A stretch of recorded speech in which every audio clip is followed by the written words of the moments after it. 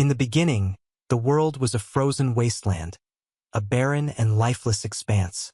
The demons of Irnioo sought to keep all existence in a state of eternal stillness. But then, in a moment of compassion, Mruni, the All-Mother, took pity on this cold and harsh existence. She decided to offer herself as a sacrifice, using her body to ignite light and heat, melting the all-sea that covered everything. From her blood, life and nourishment sprang forth for all beings.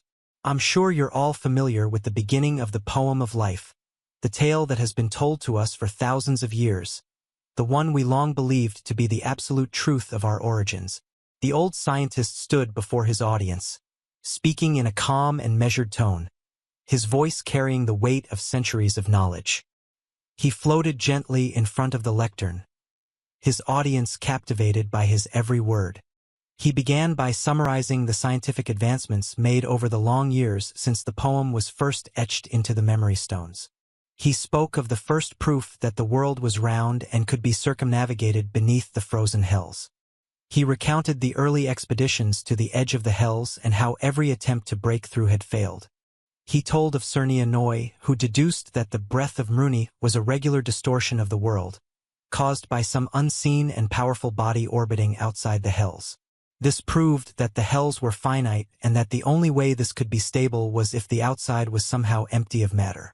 He continued with the work of Heron, who expanded on Irnioo's discoveries to identify lesser companions that accounted for distortions in their calculations, proving that Mruni was not the center of the universe. He spoke of the Patient Five, who conducted meticulous, long-term experiments to deduce that even the Great Companion was bound to a mysterious, distant, and extremely heavy object. This revelation had reignited the Hellbreach project. But that's not why you're here, the old scientist said, his voice shifting to a more personal tone. You want to hear about my involvement? He paused, letting the weight of his words sink in. You should know that my group wasn't the only one. About 20 groups of explorers like us set out at the same time. We all moved to different areas of the hells, where previous explorations had identified some form of weakness. He described the challenges they faced. Back then, these trips were far more difficult than they are now. The all-sea is cold and dark that far up. The light of Mruni is long gone, and swimming up to the hells without instruments or any guidance is incredibly disorienting. There are no hiding places, nowhere to rest, and at any moment, a Irnioo beast could be homing in on you. But we made it. We affixed our mobile resting places and heat packs to the ice of the hells and began our attempt to dig a tunnel. He explained that they were well aware of the dangers. Contrary to what some say, we had safeguards in place to prevent breaching the hells and sucking the all-sea into the expected void. But as we worked, something extraordinary happened. A painfully bright light suddenly shone off to our side. Something had pierced the very hells themselves. The scientist described the confusion and fear that followed. My more religious comrades panicked, thinking a demon had manifested to punish us. Others believed it was an unknown natural phenomenon. After all, we rarely ventured this close to the hells, so perhaps this was normal. When nothing changed, some of us made our way to the source of the light. What we found was a substance as hard as ice but hot to the touch, radiating immense amounts of light. It looked like a tube pushed straight through the hells themselves. They decided to study it to find a way in. After several days of caution, we attempted to break off a piece. That was the first time something happened. Beings, still radiating light, emerged and pushed us away. The scientists promised that the coming lectures would cover their many, often hilariously wrong, attempts at communicating with these beings. We and they are so different that it took a very long time for us to even have a semblance of communication. We learned that the wavelengths we see by are invisible to them, and vice versa. By the time we started to succeed, they were forced to leave. Their time on our world was short, as it was as hostile to them as theirs would be to us. But they left us gifts. They left us knowledge, everything they knew, everything they had deduced about the universe. They showed us just how much we had not seen, how much was hidden from us by the hard ice shell of the hells. He concluded with a note of hope and mystery. They promised to return to help us see the universe. but I doubt I will be alive to see that day. This institute was created to spread that knowledge to all the people of Mruni, so that one day we can reach out again to our then unknown neighbors, the humans. As they left, the beings said one thing that still puzzled them. They promised that when they returned, they would bring the legend that would explain their goodbye. What they said was, "It's a good thing we still attempted a landing here." After the beings left, he began, his voice steady but tinged with wonder. We were left with more questions than answers. Their gifts, those wondrous materials and the knowledge they imparted, were both a blessing and a curse. A blessing because they revealed truths about the universe that we could never have imagined. A curse because they showed us just how small we were, how much we had yet to learn. He described the initial chaos that followed the being's departure. The first few years were tumultuous. We had to decipher their materials, their language, their very way of thinking. It was like trying to understand the mind of a god. Their technology was so far beyond our own that it felt like magic. They had left us devices that could manipulate matter in ways we couldn't even begin to comprehend. And their knowledge, it was vast, almost overwhelming. He spoke of the breakthroughs that came slowly, painstakingly. We learned that the universe was far vaster than we had ever imagined. The hells, which we once thought were an impenetrable barrier, were just a thin shell compared to the infinite expanse beyond. The beings had shown us that the universe was filled with stars, planets, and galaxies, countless worlds, each with its own mysteries, and they had given us the tools to begin exploring them. But with this knowledge came a profound sense of humility. We realized that we were not alone, not just because of the beings who had visited us, but because the universe was teeming with life. Life that was so different from our own. Life that had evolved in ways we could scarcely comprehend. And yet, we were just one small part of a much larger tapestry. He recounted how the beings had left behind a map of sorts, a guide to the stars. They showed us where they had come from and where they were going. They gave us the means to one day join them among the stars. But they also left us with a warning. The universe was not a kind place. It was vast and beautiful, yes, but also dangerous. There were forces out there that could wipe us out in an instant, civilizations far older and more powerful than we could imagine. And yet, they had chosen to share their knowledge with us. They had chosen to give us a chance. The scientist's voice grew softer, more reflective. We named them the Lightbringers, for they had brought us out of the darkness of ignorance and into the light of knowledge. But they were not the first. They were not the last. They were simply the first to find us. He paused, letting the weight of his words sink in. They had come from a place called Earth, a world so different from our own that it might as well have been a myth. But they were real, and they had given us the means to one day join them among the stars. The scientist's voice grew softer, more reflective. We named them the Lightbringers, for they had brought us out of the darkness of ignorance and into the light of knowledge. But they were not the first. They were not the last. They were simply the first to find us. He paused, letting the weight of his words sink in. They had come from a place called Earth, a world so different from our own that it might as well have been a myth. But they were real, and they had given us the means to one day join them among the stars. The old scientist's voice grew heavier, his tone shifting as he delved into the darker, more perilous chapters of their discovery. The room seemed to grow colder as he spoke, the audience leaning forward, their breaths held. After the Lightbringers left, he continued, his voice low and grave, we thought the hardest part was over. We had their knowledge, their tools, their maps. We thought we were ready, but we were wrong. So very wrong. He paused, letting the tension build. The first sign that something was amiss came just a few months after their departure. One of the devices they left behind, a small crystalline orb, began to emit a low, pulsing hum.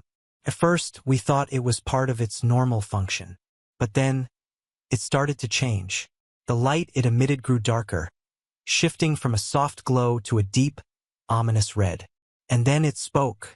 The audience gasped collectively. The scientist's eyes narrowed as he recounted the moment. It wasn't a voice like ours. It was mechanical, cold, and utterly alien. It said only one thing: they are coming, and then it went silent. He leaned forward, his voice dropping to a whisper.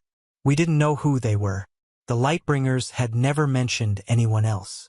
But we soon found out. Not long after, our instruments began picking up strange signals from beyond the hells. At first, they were faint, almost imperceptible. But they grew stronger, closer, and then we saw them. The room was utterly silent now, the tension palpable. They were ships, he said, his voice trembling slightly. But not like the Lightbringer's vessel. These were jagged, dark, and covered in what looked like spines. They moved silently, gliding through the void as if they were part of it. And they were heading straight for us. He described the panic that ensued. We had no way to defend ourselves. The Lightbringers had given us knowledge, but not weapons, not protection. We tried to communicate with the ships, to reason with them, but there was no response. Only silence. And then they attacked. The scientist's hands clenched into fists as he recounted the devastation. They didn't use weapons like we understood them. They didn't fire lasers or missiles. Instead, they unraveled things. Ships, buildings, even people. It was as if they could manipulate the very fabric of reality, twisting it until it came apart. We called them the Unmakers. He paused, his voice thick with emotion. We lost so much in those first attacks. Entire cities were reduced to ash and void. But we fought back. Using the knowledge the Lightbringers had given us, we built defenses, weapons, shields. We even managed to damage one of their ships, forcing it to retreat. But it wasn't enough. They kept coming. The scientist's gaze hardened. And then we discovered something. Something that changed everything. The Unmakers weren't just destroying us out of malice. They were looking for something. Something the Lightbringers had left behind. A key. A key to a door we didn't even know existed. He leaned in, his voice dropping to a whisper. The Lightbringers had hidden it well. It was buried deep within the hells, in a place so cold and dark that even the Unmakers couldn't reach it. But they knew it was there, and they would stop at nothing to find it. The tension in the room was unbearable now. The scientist's voice grew urgent. We had to get to it first. We assembled a team, the bravest and brightest among us, and sent them into the depths of the hells. It was a suicide mission, and we knew it. But we had no choice. If the Unmakers found the key before we did, it would mean the end of everything.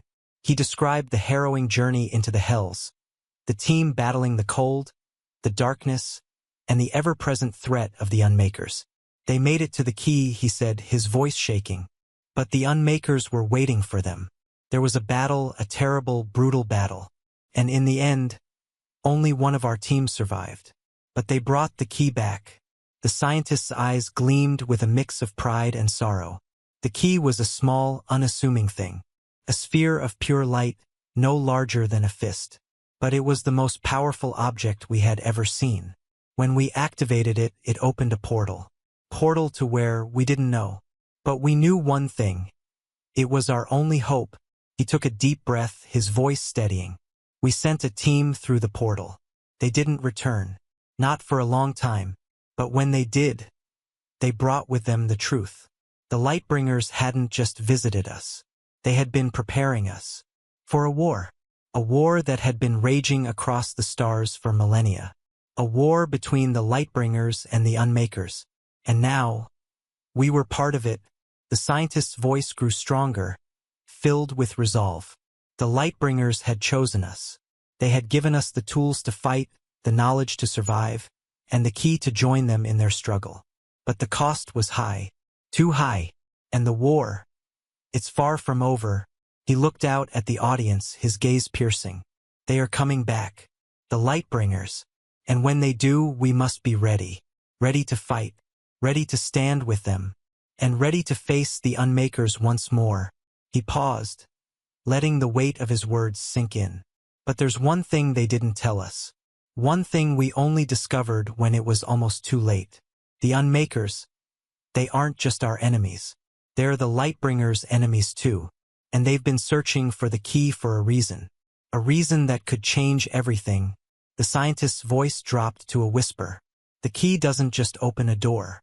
It opens the door. The door to the end of the war. Or the beginning of the end. We don't know which. But one thing is certain. The fate of our world, and perhaps the entire universe, rests in our hands. When the team returned through the portal, he continued, his voice trembling with emotion. They were changed. They had seen things beyond comprehension. They had fought alongside the Lightbringers in battles that spanned galaxies, against the Unmakers, whose very existence defied logic. And they had learned the truth, the terrible, inescapable truth. He paused, his eyes scanning the room, ensuring every word landed with the weight it deserved. The key we had fought so hard to retrieve. It wasn't just a weapon. It wasn't just a door. It was a choice that would determine the fate of not just our world, but the entire universe. The tension in the room was unbearable. The scientist's voice grew softer, as if he feared speaking too loudly might summon the very horrors he described. The Lightbringers had been fighting the Unmakers for eons, not to destroy them, but to contain them. The Unmakers weren't just enemies. They were a force of nature, a cosmic imbalance that threatened to unravel existence itself. The Lightbringers had tried everything to stop them, war, diplomacy, even sacrifice. But nothing worked. The Unmakers were inevitable. He leaned forward, his voice dropping to a whisper. The key we now possess. It can end the war. But not in the way we hoped. It doesn't destroy the Unmakers. It doesn't save us. It does something far worse. It resets everything. The audience gasped. The scientist's hands trembled as he continued. The key is a failsafe, created by the Lightbringers in their darkest hour. When activated, it doesn't just destroy the Unmakers, it destroys everything. It resets the universe to a state before the war began, before the Lightbringers and the Unmakers even existed.